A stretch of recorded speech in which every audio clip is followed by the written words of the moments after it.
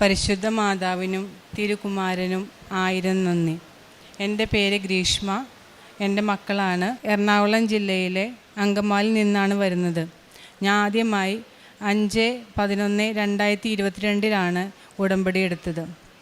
ആദ്യമായി മാതാവിൻ്റെ ദൈവസന്നിധിയിൽ ഞാൻ പറഞ്ഞത്, ഞാൻ സർവേയും ബ്യൂട്ടീഷ്യനുമാണ് പഠിച്ചേക്കണേ. ഇതിൽ ഏത് തന്നാലും ഞാൻ 2 കൈ നീട്ടി സ്വീകരിച്ചോളാം എന്നാണ് മാതാവിനോട് പറഞ്ഞത്. ബ്യൂട്ടീഷ്യനാണ് തരുന്നതെങ്കിൽ 5 വർഷത്തിനുള്ളിൽ സ്വന്തമായി തുടങ്ങാനുള്ള കഴിവ് എനിക്ക് തരണമേ എന്ന് പ്രാർത്ഥിച്ചു.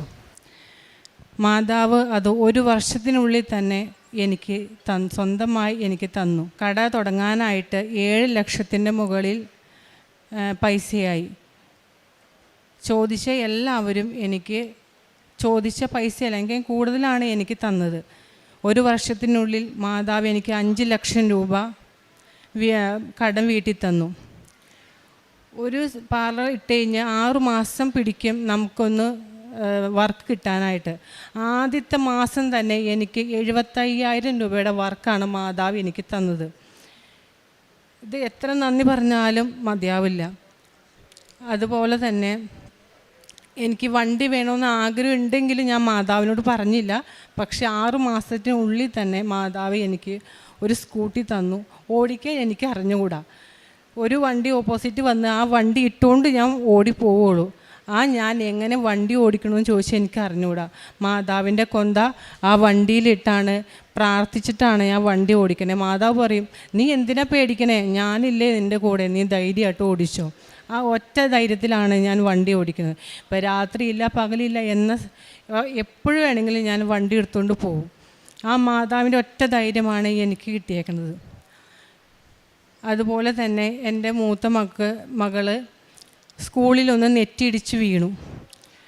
നെറ്റി പൊട്ടിയിട്ട് ഒന്നുമില്ല, പക്ഷെ അവിടെ ഇടിച്ച സ്ഥലത്ത് രക്തം ഇങ്ങനെ പൊടിഞ്ഞു വരും. അപ്പോൾ പല ഡോക്ടർമാരെയും കാണിച്ചു, അവർക്കൊന്നും മനസ്സിലാവണില്ല. അതിൻ്റെ ഫോട്ടോയൊക്കെ ഉണ്ട്. മാതാവിൻ്റെ തൈലം തേച്ചതോടെ ബ്ലഡ് വരവ് നിന്നു. പിന്നെ അത് വെള്ളം നമ്മൾ മുഖം കഴുകണ പോലെ തലേന്ന് വെള്ളം ഒഴുകുകയാണ്. അതിൻ്റെ ഫോട്ടോയൊക്കെ വീഡിയോ ഒക്കെ ഇരിപ്പുണ്ട്, അത് കാണിച്ചു തരാം. വെള്ളം ഇങ്ങനെ ഒഴുകുകയാണ്. അപ്പോൾ ഡോക്ടർമാർ എന്നെ ചീത്ത പറഞ്ഞു, നീ കൊച്ചിനെ നോക്കാത്ത കാരണമാണ്, നീ കൊച്ചിന് അങ്ങനെ മുഖം കഴുകിയിട്ടാണ് നിന്നെ പറ്റിക്കണേന്ന് പറഞ്ഞു. ആദ്യം സത്യമായിട്ട് ഞാനും അങ്ങനെ വിചാരിച്ചത്. എൻ്റെ മുമ്പിലിരുത്തിയാണ് ഞാൻ വീഡിയോ എടുത്തത്. ഓരോ തുള്ളി തലയുടെ അവിടെ നിന്ന് ഒഴുകും. മാതാവിൻ്റെ തൈലം വിശ്വാസ പ്രമാണം ചൊല്ലി ഞാൻ തേച്ചതോടെ വെള്ളം വരവും ബ്ലഡ് വരവും നിന്നു. അതുപോലെ എനിക്ക് എന്നും അലർജി, രാവിലെ എഴുന്നേൽക്കുമ്പോൾ തുമ്മൽ, രാവിലെ തുടങ്ങിക്കഴിഞ്ഞാൽ വൈകുന്നേരം വരെ ഈ തുമ്മലായിരിക്കും. മാതാവിൻ്റെ തൈലം തേച്ചു, അതും മാറി. ഇത്രയും സൗഭാഗ്യം ദൈവം ഞങ്ങൾക്ക് തന്ന എൻ്റെ മാതാവിനും തിരുകുമാരനും എന്തോരം നന്ദി പറഞ്ഞാലും മതിയാവില്ല. അതുപോലെ തന്നെ എനിക്ക് പറ്റുന്ന, ഇപ്പോൾ എനിക്ക് 1000 രൂപയുടെ വർക്ക് കിട്ടിയാൽ 100 രൂപ ഞാൻ മാറ്റി വയ്ക്കുന്നത് പാവപ്പെട്ട ഒരു പെൺകുട്ടിയുടെ കല്യാണത്തിനോ അല്ലെങ്കിൽ പാവപ്പെട്ട ആർക്കെങ്കിലും ഒരു സഹായത്തിന്, ഒരു രീതിയിൽ ജീവിക്കാൻ പറ്റവർക്ക് വേണ്ടിയാണ് ഞാൻ മാറ്റി വയ്ക്കും. അങ്ങനെ പല പ്രാവശ്യമായിട്ട് കൊടുത്തു.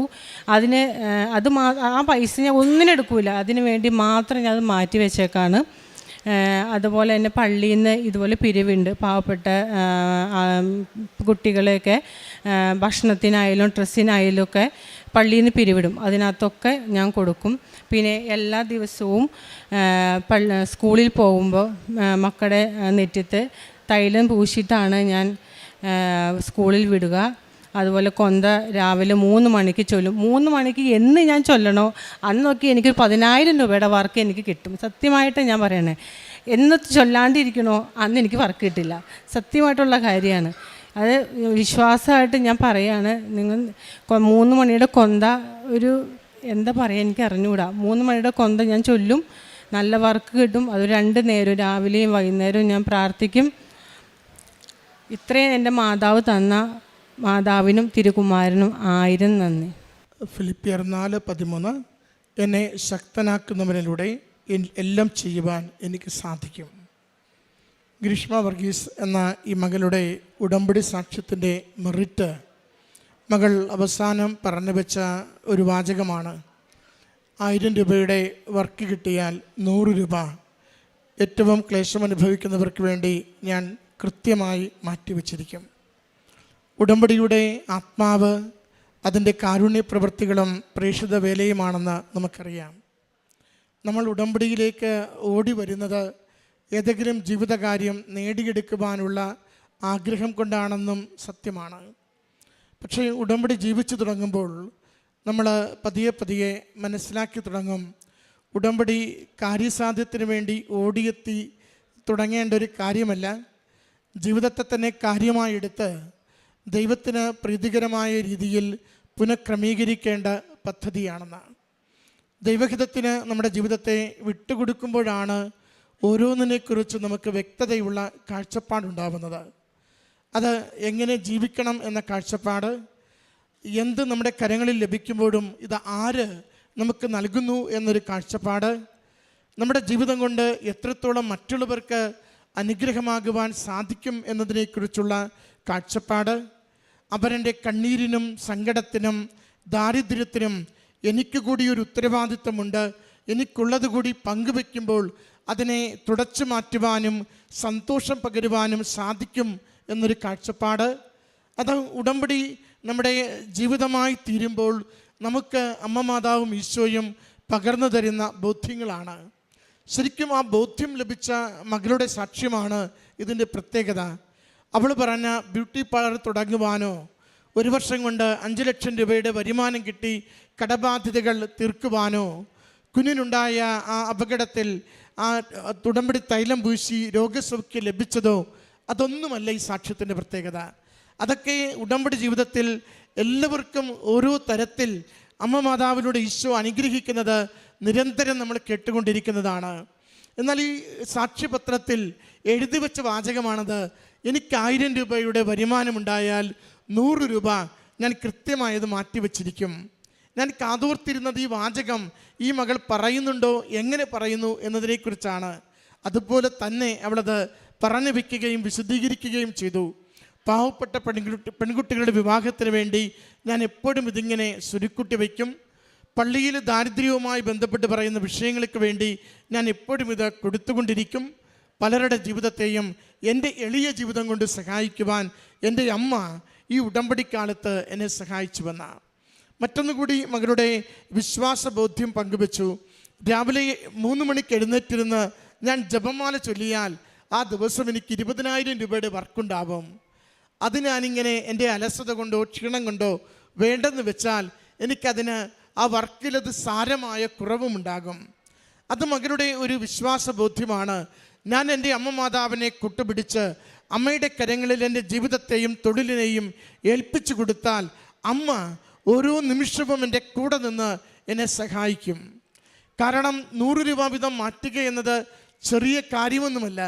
നമുക്ക് ലഭിക്കുന്ന വരുമാനങ്ങളെ നിങ്ങളൊന്ന് ഓർത്താൽ മതി. നമ്മുടെ കുടുംബത്തിൽ 1 ലക്ഷവും 2 ലക്ഷവും 5 ലക്ഷവും ഒക്കെ വരുമാനം വരുന്നുണ്ട്. നമുക്ക് സാധിക്കുമോ ദശാംശം മാറ്റുവാനായിട്ട്? കിട്ടുന്ന വരുമാനം മുഴുവനും ഓരോ മാസവും എണ്ണിത്തിട്ടപ്പെടുത്തി ഇതിൻ്റെ ദിശാംശം, ഇത് ദൈവവേലയ്ക്ക്, ദൈവനാമ മഹത്വത്തിന്, കണ്ണീരൊപ്പുന്നതിന് ഞാൻ നീക്കിവെക്കുന്നുവെന്ന് പറയുവാൻ ചങ്കുറപ്പുള്ളപ്പോൾ ആ വിശ്വാസത്തിനും ആ ആത്മീയതയ്ക്കും ഒരു പ്രത്യേകതയുണ്ട്, ഇരുത്തമുണ്ട്. ദൈവസന്നിധിയിൽ പ്രത്യേകമായ മെറിറ്റുമുണ്ട്. അതുകൊണ്ട് ഉടമ്പടി ജീവിക്കുമ്പോൾ അറിഞ്ഞ് സ്നേഹത്തോടു കൂടി കൊടുക്കുവാനുള്ള മനസ്സ് വലുതാക്കിയെടുക്കുവാൻ ശ്രദ്ധിക്കണം. നാം വരുന്നതൊക്കെയും നേടുവാൻ വേണ്ടിയാണ്. അമ്മയുടെ അരികിൽ വരുന്നതൊക്കെയും ജീവിതത്തിലേക്ക് എന്തെങ്കിലുമൊക്കെ നേടുവാൻ വേണ്ടിയാണ്. പക്ഷേ അമ്മയെ കണ്ടുമടങ്ങുമ്പോൾ ജീവിതത്തോട് ചേർത്ത് പിടിക്കേണ്ടത് കൊടുക്കുവാൻ, കൈതുറക്കുവാൻ ഞാൻ എൻ്റെ ജീവിതം കൊണ്ട് നിരന്തരം ശ്രദ്ധിച്ചു കൊണ്ടിരിക്കും, അതെൻ്റെ ജീവിത ശൈലിയാക്കും എന്ന് പറഞ്ഞുകൊണ്ടായിരിക്കണം. നമുക്ക് ഓർമ്മയുണ്ടാവണം, എന്ത് കൊടുത്താലും ജീവിതത്തിൽ അതൊരിക്കലും കുറഞ്ഞു പോവില്ല. മകൾ കൊടുത്ത് ശീലിക്കുന്ന മകളാണ്. അവൾ ഒരിക്കലും അവൾക്ക് കുറവുകളെക്കുറിച്ച് അവൾക്ക് തോന്നലുകൾ ഉണ്ടാവുന്നില്ല. അവൾ എന്താ പറഞ്ഞേ, 1 വർഷത്തിനുള്ളിൽ 5 ലക്ഷം രൂപയുടെ കടം വീട്ടുവാൻ എനിക്ക് സാധിച്ചു. അത് ദൈവം അനുവദിച്ച് എൻ്റെ വരുമാനത്തെ, എൻ്റെ കുടുംബത്തെ, അതിൻ്റെ എല്ലാ ചിലവുകളെയും നന്നായി നിർവഹിച്ച് മുന്നോട്ട് പോകുമ്പോൾ തന്നെ ഞാൻ കൊടുക്കുന്നതിന് യാതൊരു കുറവുമില്ലാതെ എൻ്റെ അമ്മ മാതാവ് എൻ്റെ ജീവിതത്തെ കൂടി സംരക്ഷിക്കുന്നു എന്നതിൻ്റെ സാക്ഷ്യമാണ്. പ്രിയമുള്ളവരെ, ഉടമ്പടിയുടെ കാരുണ്യ പ്രവൃത്തി ഒരു പൊതിച്ചോറിലോ ആർക്കെങ്കിലും 50 രൂപ കൊടുത്തോ ഒതുക്കരുത്.